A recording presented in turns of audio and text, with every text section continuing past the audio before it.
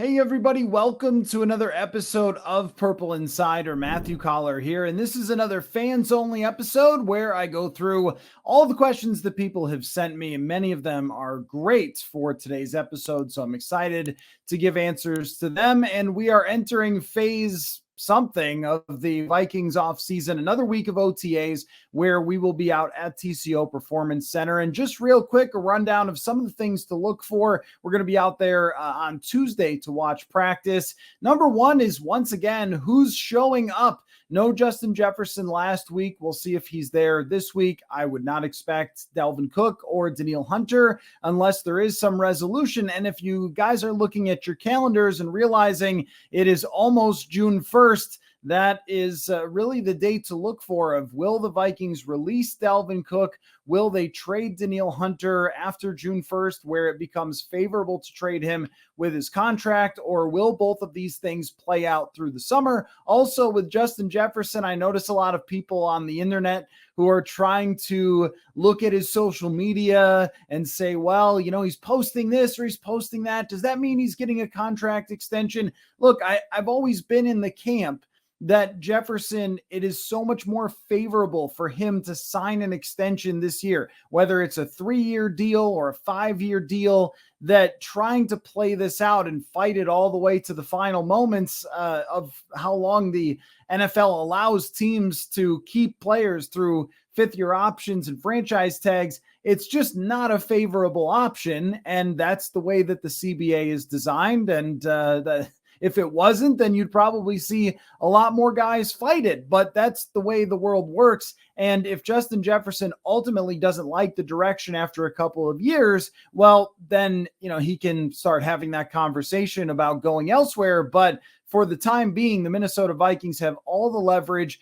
It behooves him to sign a contract extension. So that's what I think will happen. It's just, is it going to happen now? Is it going to happen before camp? Or do we go into next year still having this conversation? Then things get really interesting. And oh, by the way, was missing OTAs because of that? Was it getting an insurance policy like Anthony Barr did a couple of years ago? Was it to put some more pressure on the Vikings to get this thing done and get him here? It'll be another week before we land at mandatory minicamps. So if he's not at OTAs, then mandatory minicamps is where it becomes very interesting if he is there or not. And if he's not, I think we'll know, all right, something is up here with this contract negotiation. And if he is, maybe we'll get a chance to ask him how he feels about where everything stands. Or maybe at the start of mandatory minicamp, that's when they'll announce his contract extension.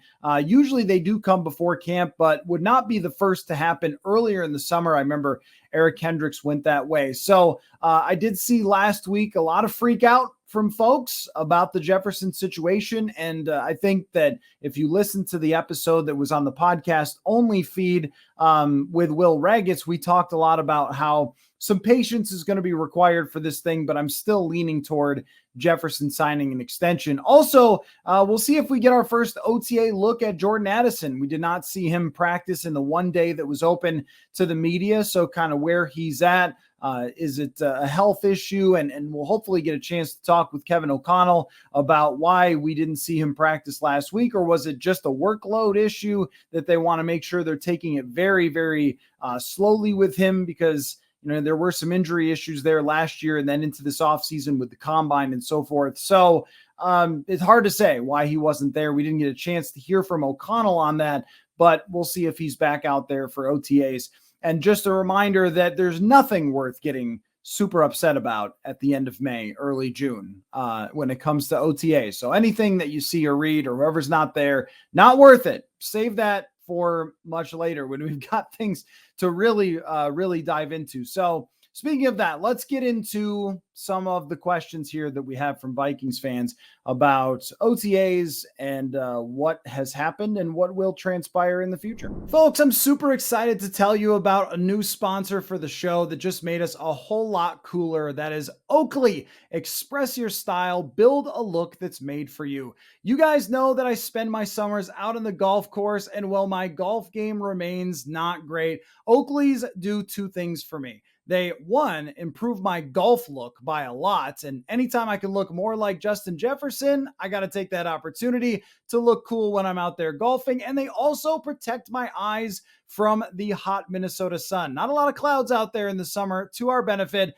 but not the best for your eyes. So I need those pair of Oakleys. If you're out golfing or training or going to baseball games here in town, or maybe it's training camp, which is right around the corner, I know you guys are going to be out there watching practice, and Oakley is changing the game. So it's time to discover a whole new world of possibilities with your sunglasses. They're suited for everyday eyewear with frames and lenses, allowing to be an extension of yourself, an expression of your personality more than meets the eye. So make a sunglasses upgrade now at Oakley.com. Personally, I'm looking at the Holbrook XLs for a classic Oakley look. They even offer prism lens technology, which if you don't know what that is, it is proprietary technology to Oakley and available for everyday settings as well. And you can learn more at Oakley.com to do your own research. And while you're at it, get yourself a pair of everyday glasses as well for a better look. So when you wear Oakley, there really is more than meets the eye. Don't just trust me, try it for yourself. I've worn a lot of sunglasses brands in my life,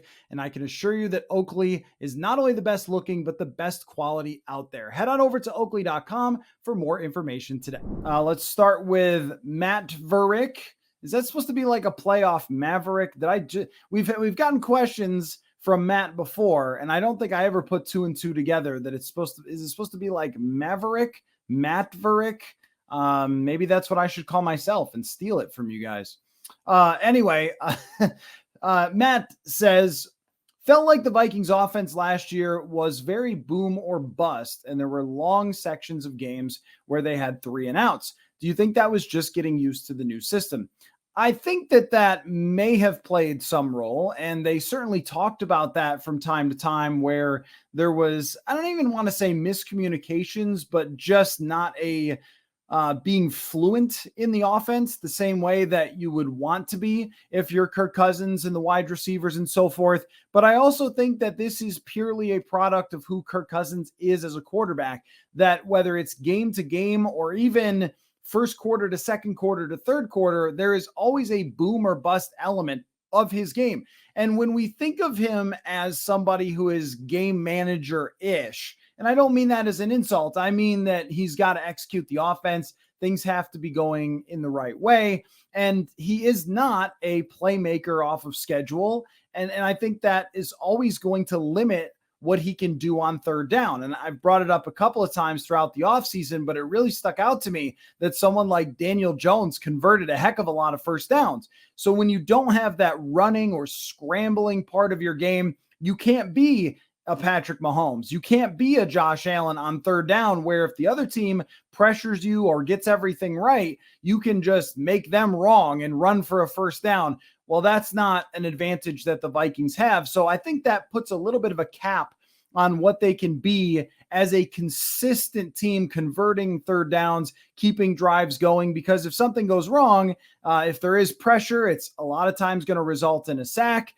There isn't going to be, playmaking after there is pressure. So he's not going to escape the pocket and dodge 3 tacklers and make a throw down the field. That's just not really who Kirk Cousins is. And I think that those physical limitations keep you from being at the top of the league when it comes to converting first down after first down after first down. And the evidence is really in the scoring percentage. When we look back a couple of years, and I just scrolled back to 2021 under Clint Kubiak as the offensive coordinator, they were 15th in scoring percentage. So that means the percentage of times you score on a drive versus the number of drives, right? So a good scoring percentage is around 45 to 50% would be really good in the NFL. And that's just not who they've been. In 2020, even though Kirk Cousins put up big stats that year, they were 18th in scoring percentage. So no matter who he's had as an offensive coordinator, there has not been this consistent,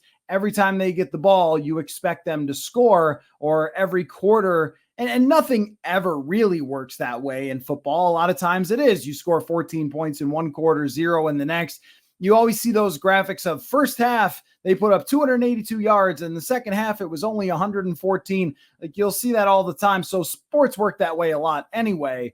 Somebody who scores 40 points in a basketball game probably scored 20 in one quarter and then 20 the rest of the game. But for the Vikings, because of those limitations, because there isn't that ability to extend plays and sort of force your will on the other team, that it's going to have to be where they, rely on those hot runs. And I think that there's also a little bit of, I don't want to say mythology, but when it comes to year two of a system, every offseason, every team that is going into a year two, you will be able to Google them and find all the articles saying, well, all the players say it's year two of the system, and that means that they're going to be better. And when this has been researched, it's hard to find any true evidence that teams are significantly better in year two of a system. Now, that doesn't mean that they don't feel better about it. It just means that we can't expect certain production to go up just because they're more comfortable with it.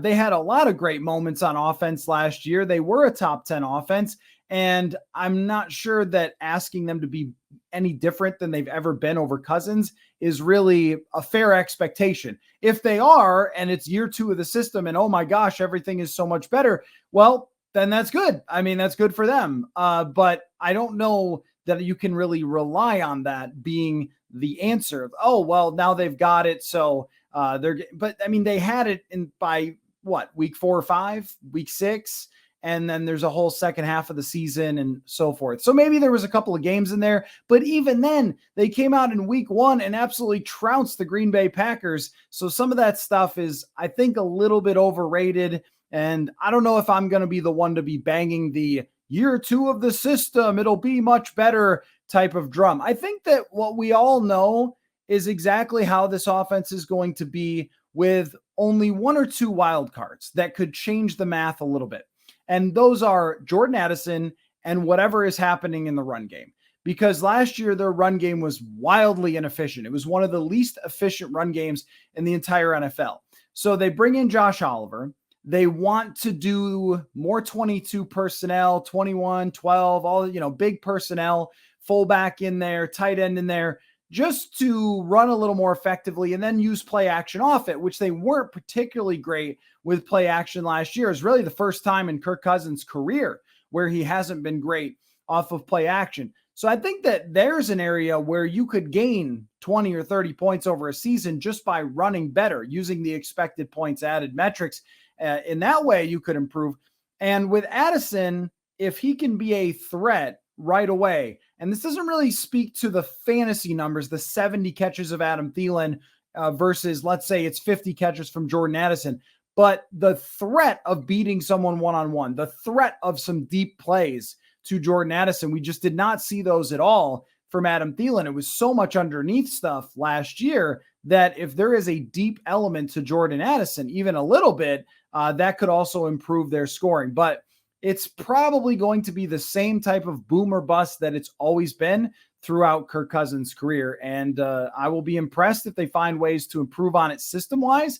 But I also think the system fit them, pretty well over last season. And it's hard to see the areas where it's going to be so much different and so much better than it was last year. I mean, they had a receiver put up one of the greatest seasons in NFL history. So, it's hard to say like, oh, well, go do better than that because I don't know, like, what are they going to change system-wise that makes it better than that? I'm not really sure. Maybe efficiency-wise. And that's something to watch as well, because there's no true one stat that tells us about the efficiency or effectiveness of an offense. So if the Vikings were running better and they were more efficient passing the ball, they possibly could produce a little more to the point where they're not having to come back in games and they're being able to hold on to leads and converting on third downs and things like that. So stats can be really tricky with how they use them, but based on their defense right now and, all that, they're probably going to need to score a lot of points. So I don't know. I mean, I think that 3 and outs though are still going to be a product of who they are. Next question comes from Joe. Says, I have a question about the Z trade, Darius Smith. The return was so low. Why not release him months ago? Seems like a courtesy and your reputation is worth more than we got. What am I missing? Well, I mean, 5th-round picks are worth a little bit more than a 6th and a 7th by a little bit. So maybe there's that. You got Stephon Diggs, KJ Osborne with 5ths. I don't know if you ever heard that. That's not a guarantee that those 5ths actually turn out to be something, because I think Michael Pruitt was also a 5th-round pick and plenty of other guys as well. So I'm being a little facetious there. But what I would say is that it was beneficial salary cap wise, at least as far as I know, because I have not still seen the Za'Darius Smith numbers come out on Over the Cap. And I can check again as we speak on Za'Darius Smith, but I have not seen how much the Vikings kept of Za'Darius Smith's contract. And it still is not listed there. So I'm not sure just yet what the implications were for the Vikings cap regarding Za'Darius Smith. But I do know that a trade is favorable, or was favorable, by the way. We analyzed it before, and that's why we talked about them finding a way to trade him, because they could create a little more cap space by doing it than by just straight up releasing him. So that may have been one of the reasons. That's a little more on the speculation side until I have the exact numbers. The other point would just be getting something is better than getting nothing. I don't think that this trade hurts Kwesi Adofo-Mensah's reputation. I think it probably just got him a little bit of something to even out a trade somewhere else, somewhere down the line. Maybe you spin one of those 5ths into something else later on, like a kicker / punter. No, don't do that. That doesn't work. Don't do that. Corey Vedvik did not work. But, and I believe it was a 5th that they gave for him. So don't do that. But I mean, getting a little bit of draft capital, moving up a little bit, is better than absolutely nothing. And I think if you're Kwesi, you're probably not that concerned if people around the media, because I think that around the NFL, they would understand. Around the media side say, why couldn't you get more? He's a really good player. Well, when you have no leverage, it's hard to get a whole heck of a lot. And it's similar to the Amari Cooper trade that the Cleveland Browns did last offseason, where everybody knew that the Dallas Cowboys were moving on from Amari Cooper, and the Browns decided to step in and say, well, we really want him. We don't want to just sign him. We really want him, and we can afford him with our cap situation. And maybe they're shuffling around some money to fit Za'Darius Smith. But that's a major advantage of having cap space. And when we talk about the cap space all the time and cap flexibility, it's a real hack. Because if somebody else is in trouble, you can offer them 2 5ths and they have to take it because they need that cap space off the books. The player in this case was unhappy and you couldn't do much about it contract wise. And then you get the guy. And that's one of the reasons it's good to have cap space. Now, I don't know when it is that the Deshaun Watson cap hits. I haven't studied the Browns salary cap situation, when they're going to start really smacking that team in the face. It'll be soon enough. But for right now, they could afford it. You might as well get something back, take them off your books, and move on. I don't think it's such a blow to Kwesi Adofo-Mensah that he's going to be too concerned about that. I think another issue here too with the trade that maybe, I don't know, I didn't really think of too deeply until just this moment, is if you release Darius Smith, he gets to sign wherever he wants. So let's say that the Chicago Bears, team of lots of cap space, says, hey, Za'Darius, why don't you make it, every team in the NFC North? And this goes for the Lions too.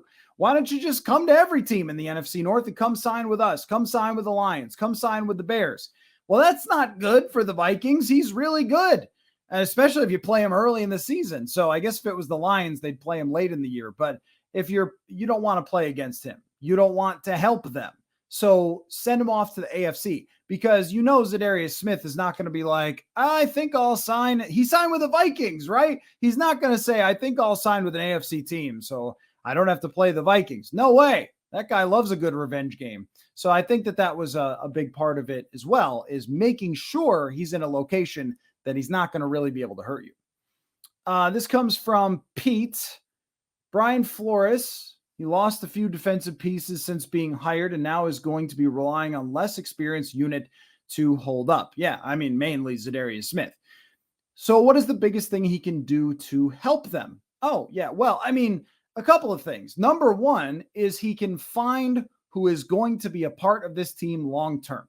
And one of Brian Flores' major assets is his background in scouting and player evaluation. This is a big deal because you have a bunch of players who are not experienced really at all in the NFL. I mean, a lot of them. Lewis Cine, Andrew Booth Jr., Caleb Evans, Brian Asamoah, all these guys have not really played in the NFL. And then you have more rookies coming in here. You have Mekhi Blackman, you have Jay Ward. Where are these guys all going to fit? And you have some other players, even from the previous regime, still hanging around, Patrick Jones and DJ Wanham. These guys are young. So who's going to be here?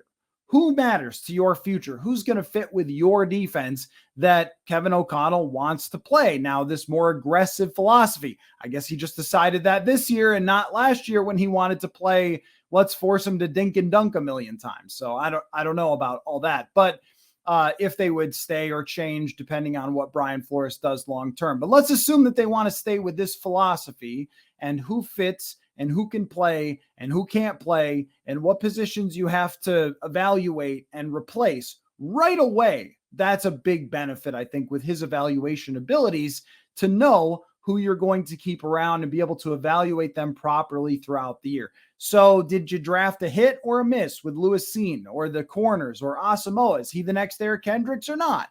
All those things matter to the future because they have to find out a lot of things throughout this season about this defense and about the personnel.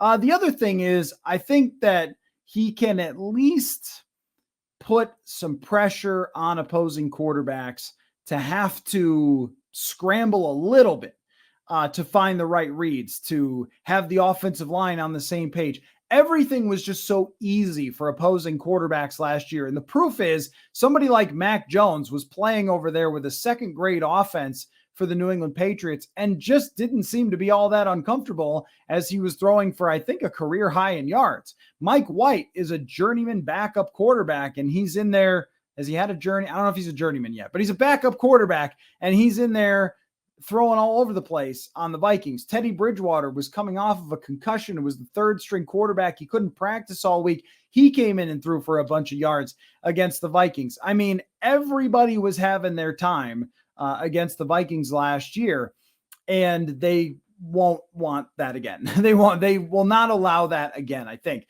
that even if there are big plays allowed, even if there are games where Joe Burrow or Patrick Mahomes, Jalen Hurts lights them up and has no problem with all those blitzes, I at least think they're going to make a lot of quarterbacks more uncomfortable this year by being aggressive. And that sort of ties into using players to their strengths, which I think was one of their biggest problems last year. And it's something that Brian Flores talked a lot about last week when we were there, was trying to discover what everyone does well and then meld your defense to that and kind of come together with what you guys do well, what I want to do, bring that together to form your identity as a defense. That's what he discussed a lot.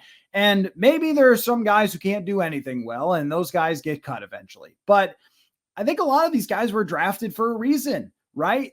And maybe playing a little more man coverage with certain guys and not asking them to read a ton of route combinations, or bringing Lewis Cine in pressure where, last year, again, it was asked to drop back and play a free safety and read a lot of different things. And he wasn't really allowed to play fast and had a lot, that he had to learn very quickly. Harrison Smith is another one that is a good example, but we know Harrison Smith's going to be good. I think it really matters to the young players finding out what they do well, finding out where they fit. And that helps you in the short term. It's probably going to be more fun to watch. It's going to be more entertaining. I don't know how much better it's going to be. That really depends on the players.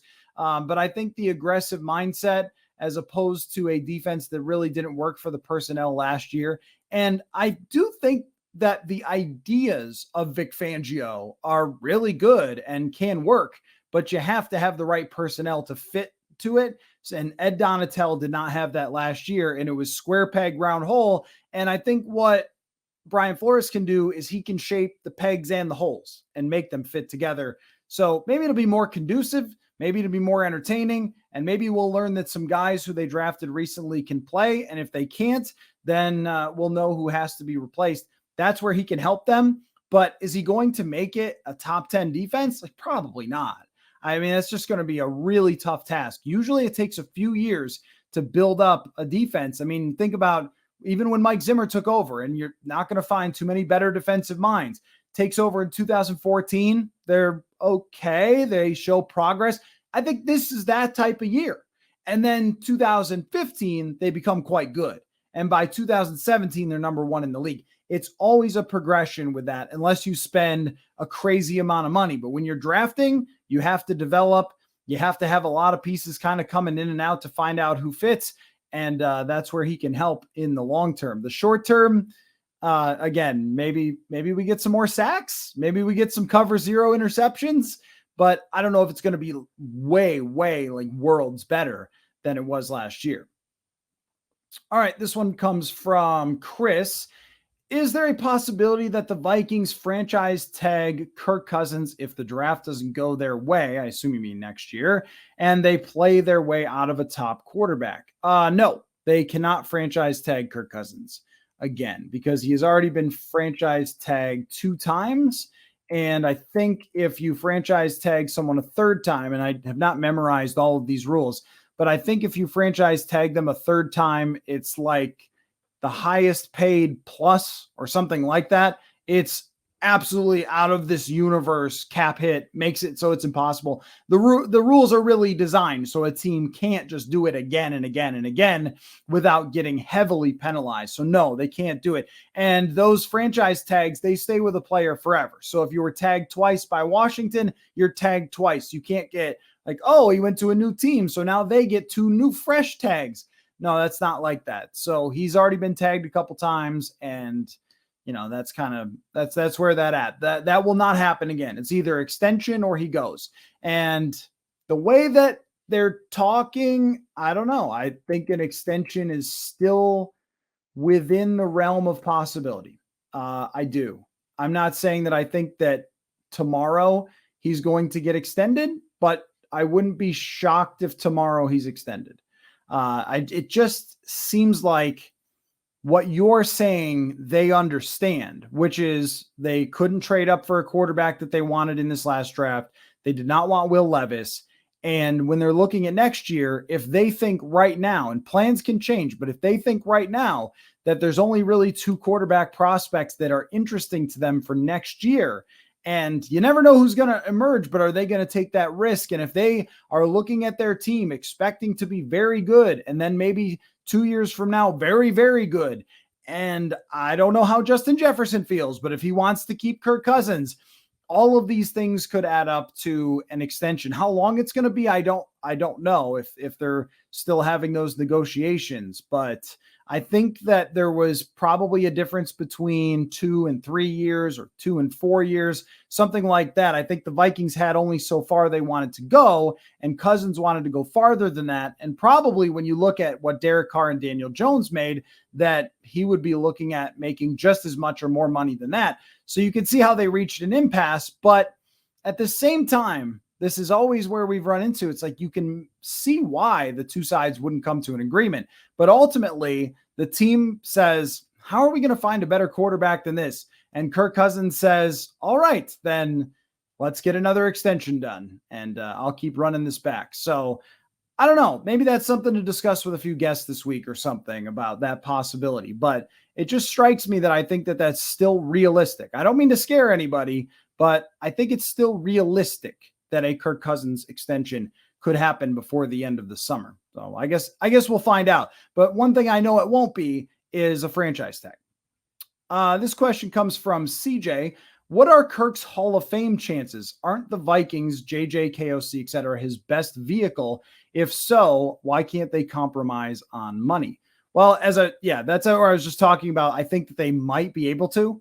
Eventually, maybe it's flexibility in the 3rd year that allows the Vikings to either stay or go, like one of those decisions of by this date you need to do whatever 2 years down the road, or they could move on, something like that. I mean, consider this: Derek Carr signed an extension with the Raiders last year.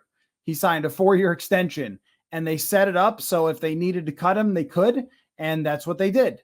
And so an extension everything is really year to year in the NFL. An extension is pretty tenuous unless it has a massive dead cap hit. And even then, sometimes there's ways to work around that. So why can't they compromise on money? And maybe you mean Kirk, or do you mean the Vikings? Maybe you mean on Kirk's side. Well, yeah, I mean, I think, Kirk came out and said he was totally willing to play on the final year of his contract, and he's had to do that many times. But if you're him, do consider this.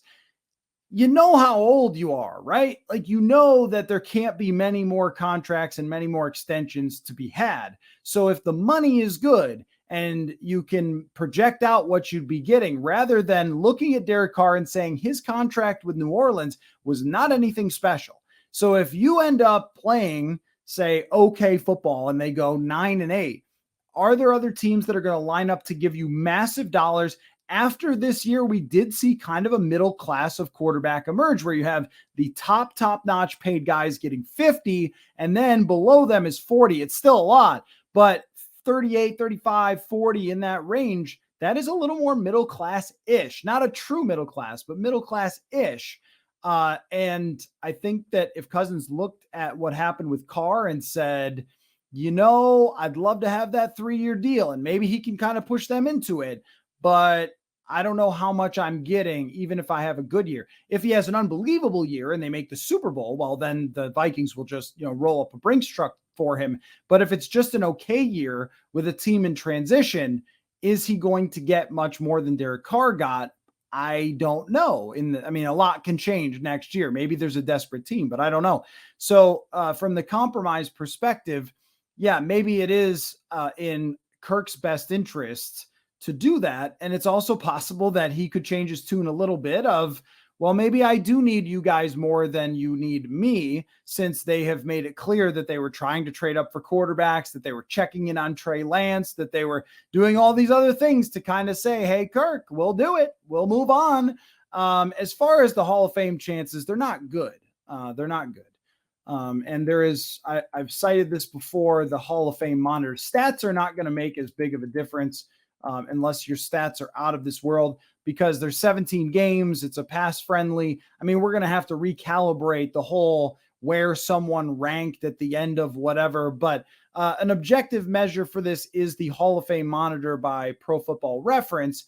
And I've got that up in front of me. And his comparables right now are Jeff Garcia, Trent Green, Andy Dalton, Matt Hasselbeck ahead of him, where he could pass a couple of these guys as he continues to play. Mark Brunell, Dave Craig, Alex Smith, Tony Romo might actually be a decent comparison for Kirk Cousins. That's a lot of guys who are good, very good quarterbacks, but not Hall of Fame level. And I don't even know if Matthew Stafford's going to make the Hall of Fame. I would say probably not.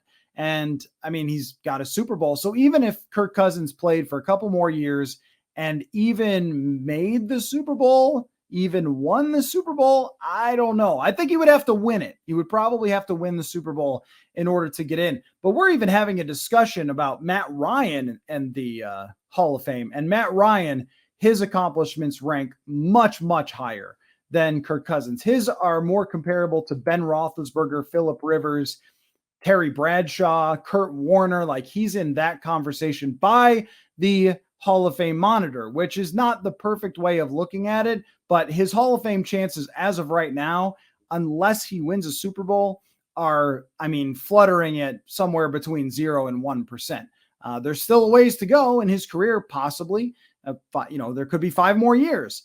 Or with a guy who's in his mid-30s, there could be 1 more year or 2 more years. But if you don't have a Super Bowl, he hasn't played that long, actually, because even though he came into the league in 2012, he didn't start until 2015. So he doesn't have even those, hey, he's the all-time leading passer or something like that. Couple of Pro Bowl appearances, not making all pros, not making MVPs. Like, these are the things that put you in the Hall of Fame generally. So I would say almost 0% at the moment. And the bar is going to be very, very high for quarterbacks in this era, because everybody knows of the numbers that they put up. Joe Flacco won a Super Bowl, not going to be in that Hall of Fame conversation, right? So there's quarterbacks who have done it that are not Hall of Famers. And if he were to do it, maybe he's got a better case, but probably not. Let's see. From Jeff, I heard you say that you think we can get 10 or 11 wins in this upcoming season. Respectfully, how much of this is your head versus your heart? Being objective, talk me into over 8. Well, number one, I don't think that I've had any struggles with being objective about the Minnesota Vikings. In fact, I think a lot of people have maybe not always loved the level of objectivity that I have brought to the table. I particularly remember last year talking quite a bit about how the Vikings point differential, their metrics, when they were 8-1, were not really pointing to a team that was 8-1. And I don't know how happy everyone was when that happened, but ultimately they end up, kind of where they were. So that has long been a thing. I think that I've done pretty well here. But I will tell you about my philosophy when it comes to picking the games and how many games I think that they will win. One is I pick it a lot by expectation. And that means the Vegas expectation, the team's expectation. And I think that, Vegas first has them at 8.5. So that's not very far off from 10. I did not go 11. I went 10. Will Ragetz of SI, he said 11 in our conversation a couple weeks ago, but I went with 10. So 8.5 and 10 are not too far away from each other. And I wouldn't be surprised if the Vikings even bump up a little bit to 9 over under by the time we get to the season. So I think that's still in the ballpark. I also think that when you bring back Kirk Cousins and you have Justin Jefferson and you draft a receiver, a lot of first round receivers have been impact players right away. And you have the same offensive line coming back, an offensive system that proved to work last year pretty effectively. Even just having a top 10 offense usually gets you to 8 to 10 wins just on that alone. The defense, I don't know, right? Defense is such a wild thing. What happens if you have this really hard schedule, but all those quarterbacks get banged up right before the game? We kind of saw this last year. Josh Allen got hurt right before the game and plays them at 3/4 health and so forth. And, we saw lots of quarterbacks benched, backup quarterbacks last year. It could happen again. So you could have that, or all of them could start and the defense could be horrendous, but I don't really know. Like a lot of times it's the order of operations. It's people improving or not improving. And I think that makes it volatile. I think it's probably more volatile than it was last year when we were projecting. We kind of knew exactly what they were. And even though they won a few more games than we thought, they still were exactly what they were, which was close to a kind of a 9-win team. And I think this is about the same. I went through the schedule. There's a lot of games on there where I think they are a better team than who they're playing. And I picked the games by how I would expect it to go. Here are the games that you should be expected to win. And then I threw in a random 1 or 2. So you blow a game against, say, the Broncos, or you don't sweep the Chicago Bears, things like that. But if I'm picking the whole thing, every team in the NFC North, I'm probably taking the Lions with 11, the Vikings with 10, Green Bay with 8, Chicago with 7, or something like that. But I also think too that it's hard to pick the schedule and it's hard to pick the standings accurately because we don't know all the things that are going to happen through training camp, injuries throughout the season, different factors that start to play in. I'm only taking my best shot on if you bring back this whole offense and it produces similarly, what type of team you should be. And that's a 9 to 10 win team. And the defense, I don't want to say it can't get worse because it can always get worse, but wow, right? It was really, truly horrendous last year. So I'm expecting a little bit better on the defensive side, but I really don't know what to expect. So that's what I went with.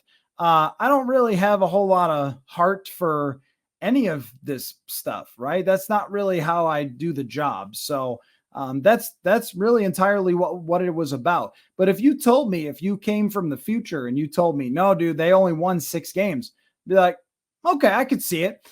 You get a few injuries on the offensive side. Defense is, a lot of players that turn out to not be successful draft picks who are unclear, and they play a lot of great quarterbacks, and boom, you got 6 wins. But when you go through it, it's pretty hard to convince me that they're not going to beat at least some of those teams. If they start off slow, I could see a tough season. But if they beat Tampa Bay from the start, you got a lot of teams in there that I think are equal. to them or worse, that they should be able to come up with 10. And also, is 10 like something special, by the way? I mean, is 10's not special. 10 is like an average season, and that's kind of what I expect them to have. So that's kind of my thought process in doing that. All right. From Wrigley E, Jordan Addison reminds me of Terry Glenn and Santonio Holmes type of player. My question is, what would your top comp be, and how good is this offense if he's Glenn or Holmes? Well, Terry Glenn's rookie year was unbelievable for the New England Patriots. If Jordan Addison catches 90 passes like Terry Glenn did as a rookie, wow.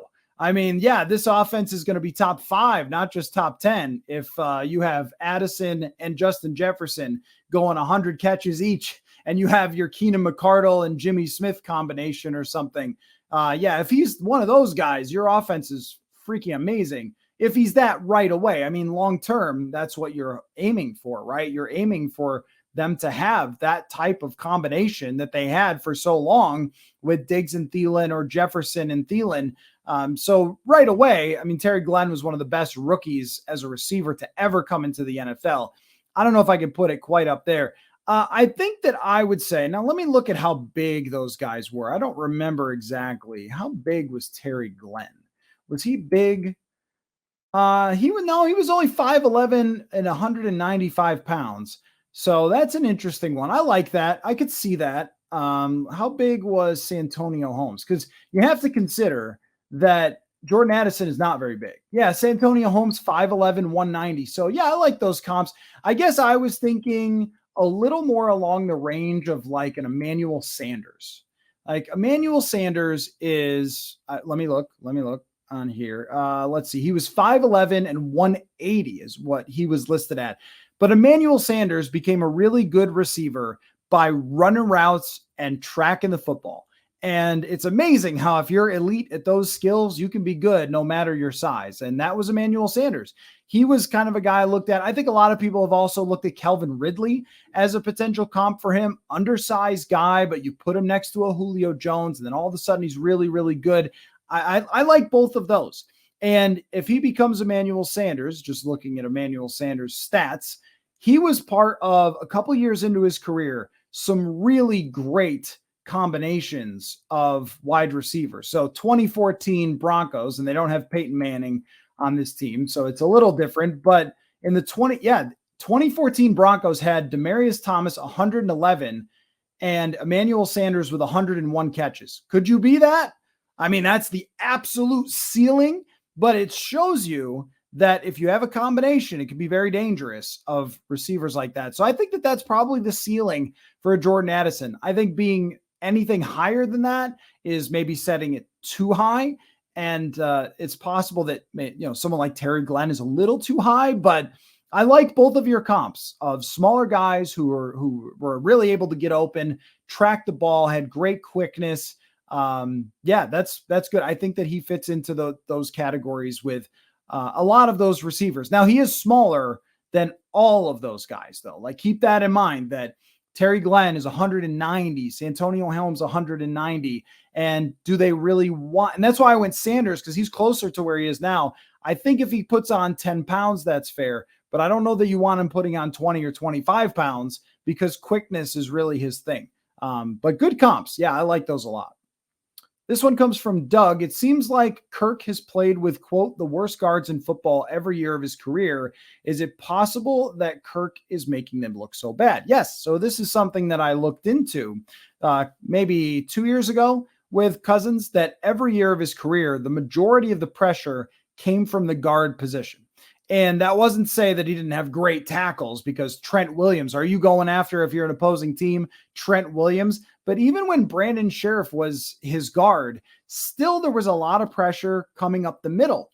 Even when he had talented and well graded by PFF guards, they were still allowing a good amount of pressures. And I think that a major part of that is that teams know that he can't scramble. And pushing up the middle is the way to go after him. And the same thing went for someone like Drew Brees, who was never going to run away from anyone and was undersized. And Kirk is undersized, not as much as Brees, but undersized. Attack him up the middle, lots of blitzes, stunts, twists. And try to force him to have to move off his spot or to get flustered in the pocket. I think that that's a strategy that almost everybody deploys against the Vikings, and they've played in a division with, Akeem Hicks and Kenny Clark. So that's going to matter too, that when you've played for years, and I know this wasn't last year with Akeem Hicks, but for years they played in a division where 4 of their games came against 2 of the best defensive tackles in football. So that mattered as well. I also think that strategically speaking, in terms of building the roster, that they did not want to spend a lot of money on the guard position. So they've spent draft capital there, and you're often playing rookies. And if you're playing rookies at guards and centers, then they're going to be inexperienced. They're going to struggle with those better players. They're going to struggle with, the pass rush.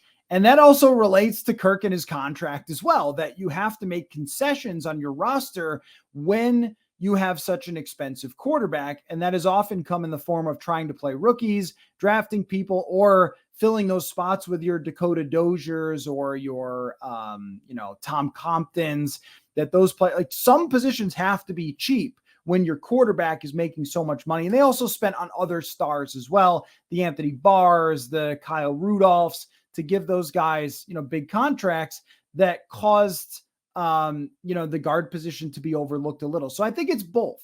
I think that it's his playing style combined with taking shots at those positions that are unclear, that are unproven. It's not like exactly what you're getting there. It's, well, Tom Compton's starting 16 games for the first time in his career, or Dakota Dozier, or, hey, let's throw Drew Samia in there and see what happens, or let's throw in there Ed Ingram because he was a second-round pick and start him the whole season instead of Chris Reed. These guys are going to take their lumps, and with every team attacking, with a lot of teams getting better at pass rushing up the middle, that is a thing. And that's why, by the way, when we contextualize stats, you got to look at all the factors that could be a cause. So one other thing is, we haven't seen any of those guards go elsewhere and then become really good players. So it also could be that they didn't do a good job of picking guards. But the fact that it's happened in a couple different places where the majority of his pressure was coming up the middle, I think it connects to him. And also, pressure and sacks are quarterback stats. Those are not just on the offensive line. In fact, a high percentage of pressure and sacks is caused by the quarterback, who has control over when he gets rid of the ball and what he does when there's pressure. So, I think that your inclination is right to lean toward that, that it's not just the players, but also I think it has been a lot of the players. They're playing a rookie last year. They were playing a rookie in Ezra Cleveland, and then they're switching him positions, and that, right? And when you don't have stability and you're not putting money into it and you don't have proven players, you are probably not going to get great results unless you have Tom Brady catch the ball, make the quick read, get rid of it instantly. If you have that, well, sure, but that's not Kirk. And it's also not this offense, by the way. This offense also asks deep drops, deep developing routes, looking to push the ball down the field. And I think that asks a lot of the offensive line as well. And that's one of the reasons that the Rams were so good, is that they graded at the top of the league in pass blocking in 2021. And that's going to be a tough task for the Vikings. But as part of the conversation, you have to bring up that when you don't have a mobile quarterback who doesn't get rid of the ball particularly fast and really plants himself in one spot in the pocket, that it's going to make a difference, for the guards and what they're dealing with, for sure. I think that's a really good thought. Okay. One or two more. Thomas asks, Dalvin Cook's 2022 declining output has been well documented, but I've also read that his running speed is still excellent. Is it possible his decline stemmed from a new scheme? Well, that's where we get a lot of help from two things that are supposed to kind of cut through.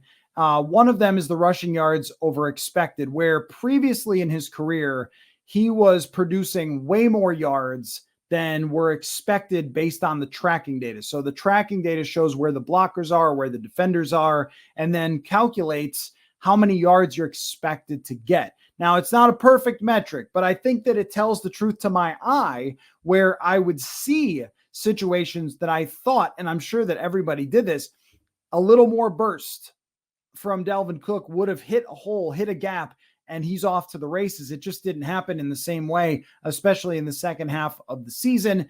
There also maybe was a little tentativeness because of the shoulder. That's also possible as well. And I also think that when you're talking about his running speed, that you're talking about a top speed. So when he hit his top speed wide open, flying at full speed against Indianapolis and full speed against Buffalo in those touchdowns, well, that was good. Yeah, I mean, that was top speed in the NFL, full speed. But it's not the top speed that goes with older running backs. It's really the quickness, that first step. There's something about that as the amount of carries rack up, as age comes for everybody, that it starts to slow down ever so slightly. And I think you could see that last year. I think that really eye test also matches up. And by PFF grade, it was his lowest. It was not the same Dalvin Cook last year as we've seen before. And I don't think it was really the scheme or the blocking, because they graded well as blockers. Maybe the scheme is a little bit different from what he did last year. But I think it's just the reality of what happens here. And even if it's none of that, it's just purely the scheme and they could adjust it and so forth, it still would be a good idea to move on just money-wise, I think, rather than bringing him back. And also finding out wise, as we've talked about quite a bit, you have a bunch of draft picks, guys behind him. Why did you draft all these players if you were never going to move on from Dalvin Cook? Why draft Dwayne McBride? Why draft Ty Chandler? Why spend picks on these guys? And I know that it wasn't their pick, but Alexander Madison, why bring him back? Why have Kene Nwangwu on the team still if you're going to do that? But that leads into the next and maybe our final question here, which is from Scott Weebles on Twitter. Is Kene Nwangwu a cut candidate with the passing of the new kickoff rule? I would say no, because what the kickoff rule is going to do, it's going to allow teams that don't have kickoff returners to get like training wheels. So let's say you have a horrible kick returner, and every time they try to kick off short to force you into using your horrible kick returner, he just calls for fair catch and you get the ball at 25. So it's sort of putting him in a cocoon. He doesn't have to do anything. He just has to catch the ball and do a fair catch. But with Kene Nwangwu, he could score a touchdown at any given time. So they're not going to utilize that new rule very much. The guy who gets screwed on this is Matt Daniels, who was very aggressive in the way that he was using those pop-up kicks into the corner around the 5 or 10 yard line and then pinning the returner back. And this almost seems like it was a response to teams doing that, is nope, we're not going to let you do that anymore. But yeah, it's that right there is, I think, going to make it harder on Matt Daniels to come up with a way to take advantage of the kickoff and try to create positive plays for his kickoff unit. But as far as Nwangwu goes, I mean, if they kick the ball to the 5 yard line and he waves for fair catch, we're going to go, what? No, return the ball. You could go for a touchdown. So I don't think it will impact him really at all. Let me rapid fire. I got 3 more questions left. I will rapid fire through these. This is from Marcus. Brian Flores was not willing to tank in Miami, yet it is a possibility that the Vikings trade away everyone to compete for Caleb Williams. I was under the impression tanking is not allowed. And I assume you mean that after June 1st, they could trade Kirk, trade Hunter, cut Dalvin Cook.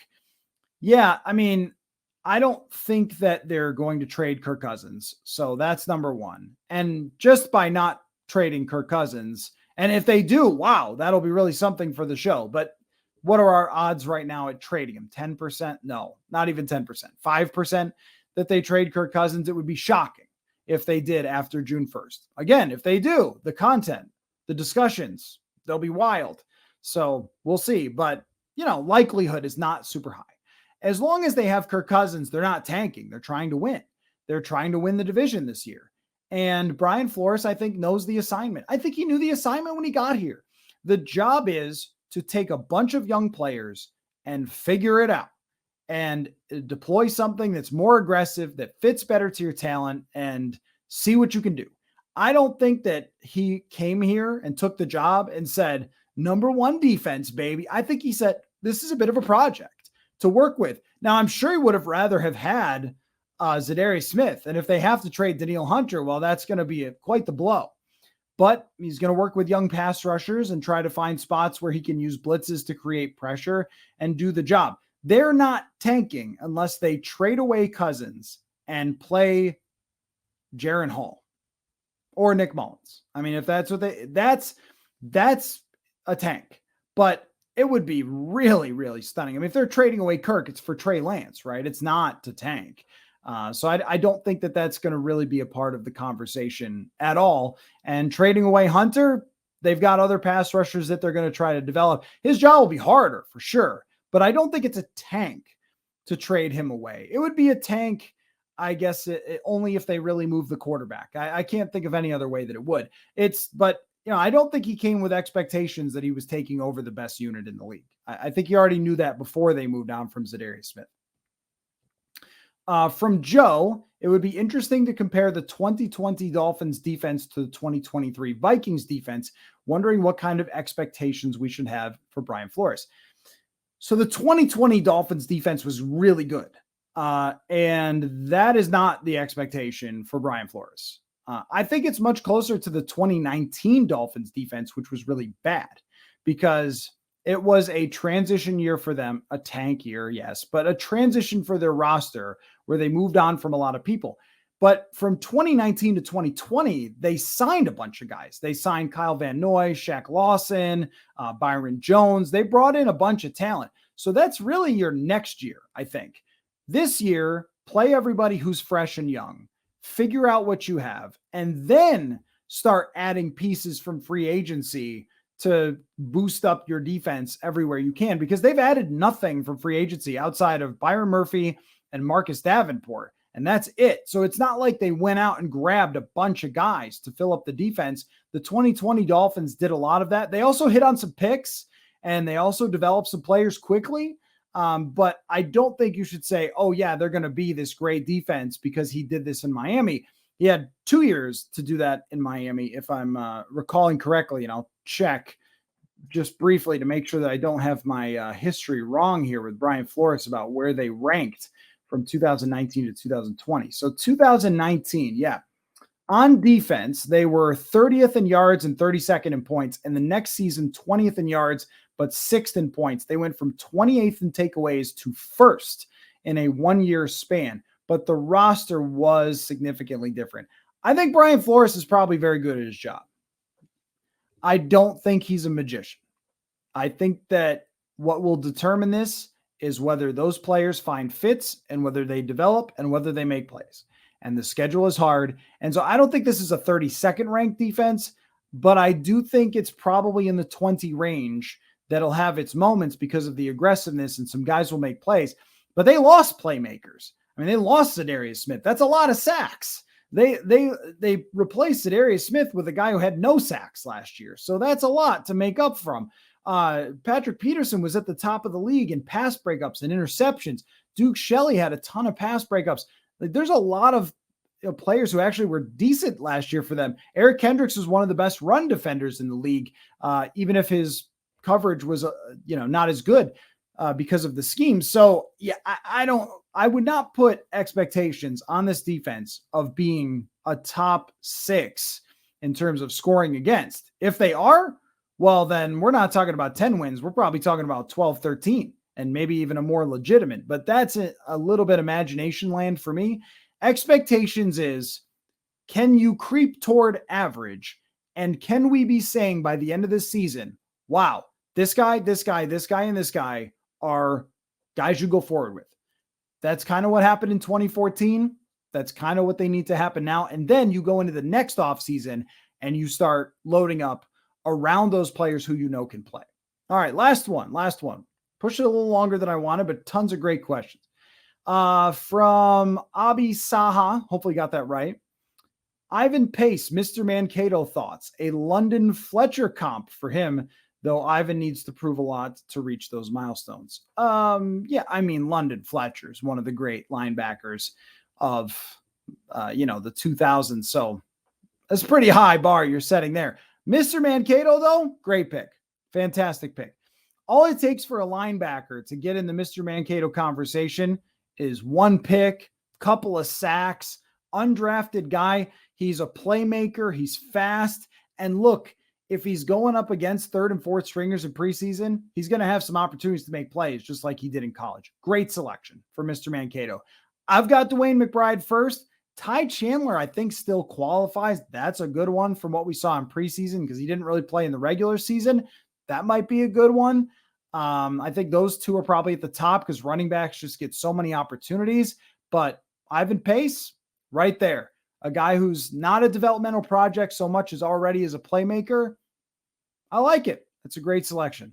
All right. Thanks, everybody, for the awesome and interesting questions. As always, purpleinsider.com or at Matthew Coller if you want to send me your fans-only questions. Happy Memorial Day to everybody, and hope you got out there and traveled and grilled and watched sports and did all the great things that we can do in America. So thanks, everybody, again for watching or listening, and we will see you soon.